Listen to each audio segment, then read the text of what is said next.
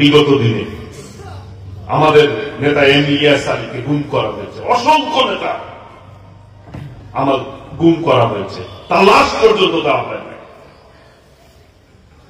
মুসলমান হিসাবে জানাজা পাওয়া কিন্তু একটি ফরজে গেছে জায়েজ, সেই কাজটিও আমাদের অনেক নেতার কপালে জুটে নাই। অসংখ্য নেতাকে হত্যা করা হয়েছে আমাদের নেত্রী দেশ নেত্রী বেগম খালেদা জিয়া অন্যায়ভাবে বিচার করা হয়েছে। তার 5ই মে হেফাজতের সমাবেশে নির্বিচারে গুলি চালানো হয়েছে, লাশ পর্যন্ত কিছু কিছু লাশ নর্দমাতে পাওয়া গেছে। ওই ঢাকার যে সিটি কর্পোরেশন ময়লা ফেলে, ওই ময়লাতেও লাশ পাওয়া গেছে শেষে। এই ধরনের জঘন্য যারা কাজ করেছে তাদের বিচার হওয়া উচিত না? সর্বশেষ আমাদের অধ্যক্ষ সাহেব, প্রিন্সিপাল সাহেব আয়নার ঘরের কথা বলেছে, গতকাল দেখেছে অসংখ্য নেতাদেরকে আমাদের যাদেরকে ওই আয়না ঘরে নির্যাতন করা হয়েছে, মামলা দিয়ে আমার নামে 350টার উপরে মামলা।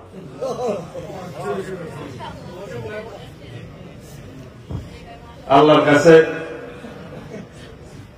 দরখাস্ত করতে হবে, আল্লাহ যদি সাজা দেওয়া হয় তাহলে যাতে আমার হায়াত বাড়ায় জন্য দরখাস্ত করা উচিত নাকি, যে মামলা শেষ করার জন্য। তারা মনে করেছিল এইরকম গুম করে, খুন করে, নির্যাতন করে এই দেশটা তারা টিকে থাকবে, কিন্তু আল্লাহর মায় দুনিয়ার মায়। যে হুজুর বয়ান করতেছিল যে মানুষের মনে হিংসা থাকা যাবে না, অহংকার থাকা যাবে না। এমন অহংকার ছিল ওই ফ্যাসিস্ট খুনি হাসিনা, মাঝে মধ্যে বলতো সে ছাড়া নাকি বাংলাদেশে প্রধানমন্ত্রী হওয়ার লোক নাই নাকি। এখন কই গেছো তুমি? এখন কই তুমি? কাজে আমাদেরকে অন্তত পক্ষে এই ব্যাপারে ঐক্যবদ্ধ থাকতে হবে, আর কেউ যাতে কোনোদিন এই ধরনের জঘন্য অপরাধ না করতে পারে সেই ব্যাপারে সজাগ থাকতে হবে। আমাদের নেতা ভারপ্রাপ্ত চেয়ারম্যান দেশনায়ক তারেক রহমান আগামীর বাংলাদেশ কি হবে, কিভাবে পরিচালিত হবে, সেই জন্য 31 দফা উপস্থাপন করেছে। দেশ সকলে মিলে গড়ে তুলতে হবে। সেই জন্য জাতীয় সরকারের ঘোষণা দিয়েছেন যে আমরা যারা ফ্যাসিবাদ বিরোধী আন্দোলন সংগ্রাম করেছি তারা সকলে মিলে জাতীয় সরকার গঠন করব, যাতে ঐক্যবদ্ধভাবে আমরা পথ চলতে পারি। আমি এই রাত্রিতে বেশি কথা বলবো না, শুধু বলতে চাই আমরা কেউ বিগত ফ্যাসিস্ট সরকার যারা তাদের অনেক দোসররা, তাদের প্রেতাত্মারা অনেকেই আছে, বিভিন্নভাবে বিশৃঙ্খলা তৈরি করতে চায়, তাদেরকে আমরা কোনোভাবেই প্রশ্রয় দিব না। তারা কিন্তু আশ্রয় খুঁজতেছে বিভিন্ন জায়গায়।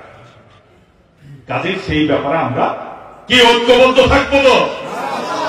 প্রিয় ভাইরা, সেই নতুন ভাবে আমরা এই দেশটিকে গণতান্ত্রিক বাংলাদেশ গড়ে তুলব, যাতে আমাদের অধিকার আমরা প্রতিষ্ঠিত করতে পারি। আগামী দিনে ইনশাআল্লাহ সকলে মিলে দোয়া করব। আমি ব্যক্তিগতভাবে আমার দলের পক্ষ থেকে আমি সকলকে অনুরোধ করবো, আমাদের প্রিয় নেত্রী দেশ নেত্রী বেগম খালেদা জিয়া আজকে চিকিৎসার জন্য বিদেশে গেছে, যাকে চিকিৎসার ব্যবস্থা পর্যন্ত করতে দেয় নাই ওই ফ্যাসিস্ট সরকারের এমপি, মন্ত্রী, মেয়ররা, কমিশনাররা পর্যন্ত সর্দি কাশি হইলে বিদেশ যাইতো না। আর 3বারের প্রধানমন্ত্রী তার চিকিৎসার ব্যবস্থা পর্যন্ত করতে দেয় নাই। সেই নেত্রী আজকে চিকিৎসা আল্লাহ রাব্বুল আলামিনের অশেষ রহমত, ছাত্র জনতার আন্দোলনের মধ্য দিয়ে ফ্যাসিবাদ পালিয়ে গেছে। আমাদের নেত্রী চিকিৎসার আল্লাহ রহমতের ব্যবস্থা হয়েছে, সকলের সার্বিক সহযোগিতা। সেই নেত্রীর জন্য দোয়া চাচ্ছি। এবং বিএনপির ভারপ্রাপ্ত চেয়ারম্যান দেশনায়ক তারেক রহমান আজকে বিদেশে রয়েছে, ওই ফ্যাসিস্ট সরকারের ষড়যন্ত্রের কারণে তার জন্য দোয়া কামনা করে, এবং সবাই সবার জন্য দোয়া করবো আমরা, যাতে করে আগামী দিনে আমরা ভাই ভাই হিসাবে সৌহার্দ্যপূর্ণভাবে সহযোগিতামূলক ভাবে আমরা পথ চলতে পারি।